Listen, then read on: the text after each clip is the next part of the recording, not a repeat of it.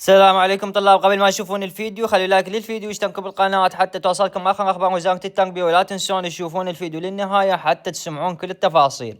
وزارة التربية تقرر تمديد موعد الامتحانات العامة، سوف يشمل السادس الإعدادي، يعني اكو تمديد بس لحد الآن ما عالنينه هذا التمديد. وزارة التربية تشكل لجنة علمية للنظر في إمكانية حذف موضوعات إضافية من المناهج بعد دراسة مستفيضة، على أن تعلن النتائج خلال مدة أقصاها 48 ساعة.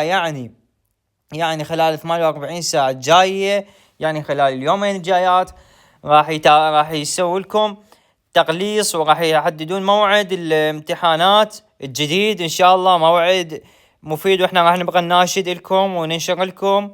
بس نريد من عندكم تخلون لايك للفيديو وتشتركون بالقناة حتى توصلكم اخر اخبار وزارة التربية. وراح نخلي لكم الرابط مال القناة مال تليجرام باول تعليق وبالوصف، دخلوا اشتركوا بها حتى توصلكم اخر اخبار وزارة التربية العراقية. تحياتي.